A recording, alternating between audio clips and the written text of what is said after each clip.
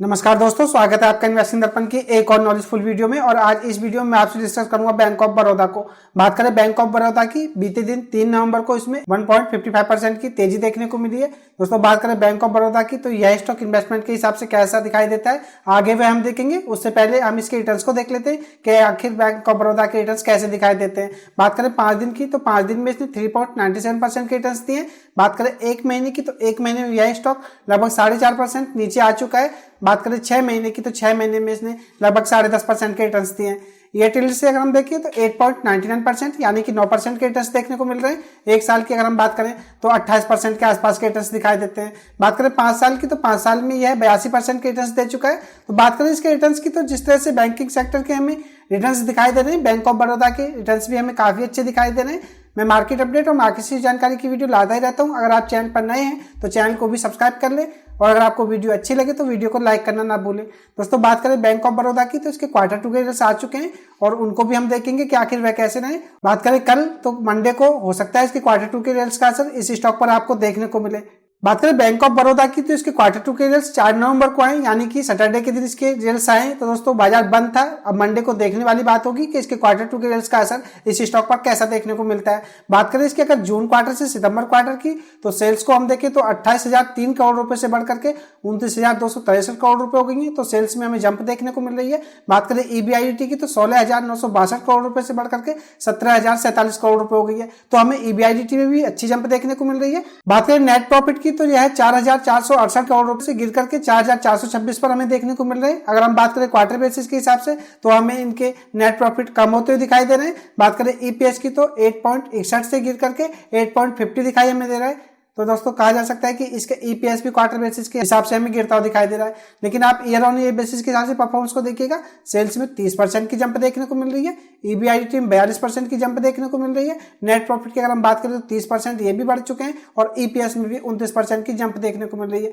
बात करें Q2 के रिजल्ट्स की, तो क्वार्टर बेसिस के हिसाब से रिजल्ट्स हमें थोड़े वीक नजर आ रहे हैं। बात करें अगर ईयर ऑन ईयर बेसिस के हिसाब से, तो इसकी परफॉर्मेंस काफी अच्छी दिखाई दे रही है, और हो सकता है आपको कल इस स्टॉक में तेजी देखने को मिले। लेकिन दोस्तों इस बात की कोई गारंटी नहीं है कि बैंक ऑफ बड़ौदा में आपको तेजी देखने को मिलेगी। अगर आप इस स्टॉक में कल यानी कि मंडे के दिन काम करना चाहते हैं, तो मैं इस स्टॉक को आपसे चार्ट पर डिस्कस करूंगा। चार्ट पर हम इस स्टॉक में लेवल्स को देखेंगे कि आखिर इस स्टॉक में हमें इन्वेस्टमेंट के हिसाब से क्या लेवल्स बनते हुए नजर आ रहे हैं। बात करें बैंक ऑफ बड़ौदा की, तो यह स्टॉक मुझे इन्वेस्टमेंट के हिसाब से काफी अच्छा दिखाई देता है, क्योंकि अगर इस स्टॉक के वैल्यूएशन की बात करें तो वह मुझे काफी अच्छे दिखाई देते हैं। बात करें इसके इंडस्ट्री पी को आप देखिएगा 12.6 दिखाई देता है, और बैंक ऑफ बड़ौदा का पी आपको 5.73 दिखाई दे रहा है। तो कहा जा सकता है वैल्यूएशन के हिसाब से बैंक ऑफ बड़ौदा स्टॉक इस समय काफी अच्छा दिखाई दे रहा है। और दोस्तों आप इस स्टॉक की बुक वैल्यू को देखिए 203 रुपए, कहा जा सकता है स्टॉक का मार्केट प्राइस मात्र 204 रुपए।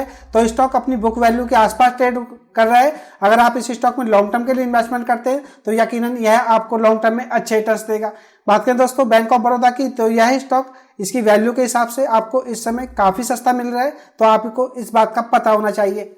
बात करें बैंक ऑफ बड़ौदा की, तो इसको चार्ट पर देख लेते हैं कि चार्ट पर ये टेक्निकली कैसा दिखाई दे रहा है। अगर हम इसके करंट मार्केट प्राइस को देखें तो वह 203 रुपए दिखाई देता है। और दोस्तों आप इसके चार्ट को देखिएगा, क्या कंसिस्टेंट यह चार्ट दिखाई दे रहा है, और स्टॉक एक ही वे में आपको ऊपर की तरफ देखने को मिल रहा है। अगर आप इस स्टॉक में 1 या 2 महीने के लिए भी इन्वेस्टमेंट करते हैं, तो दोस्तों यह स्टॉक आपको निराश नहीं करेगा, यह आपको कुछ ना कुछ रिटर्न जरूर बना करके देगा। क्योंकि जिस तरह से चार्ट पर दिखाई दे रहा है, यह स्टॉक कोई ज्यादा उतार चढ़ाव में आपको देखने को नहीं मिल रहा है, यह कंसिस्टेंट आगे की तरफ दिखाई दे रहा है। बात करें दोस्तों इसके मूविंग एवरेज की, तो 5 दिन का मूविंग एवरेज 199 रुपए, 9 दिन का मूविंग एवरेज 199 रुपए, 13 दिन का मूविंग एवरेज 200 रुपए, 21 दिन का EMA 201 रुपए, 50 दिन का EMA 201 रुपए। बात करें 100 डे के EMA तो 197 रुपए दिखाई देता है, और 200 डे का EMA इसका 186 रुपए रहा है। कहा जा सकता है इस समय स्टॉक चार्ट पर अपने सारे मूविंग एवरेज से ऊपर ट्रेड करता हुआ नजर आ रहा है। तो कह सकते हैं स्टॉक इस समय चार्ट पर काफी मजबूत बना हुआ है। बात करें इसकी MACD लाइन की, तो आप इसकी MACD लाइन को देखिएगा दोस्तों, इसमें यह एक बुलिश क्रॉस ओवर बनता हुआ नजर आ रहा है। हो सकता है बैंक ऑफ बड़ौदा में यहाँ से आपको अच्छी खासी तेजी देखने को मिले।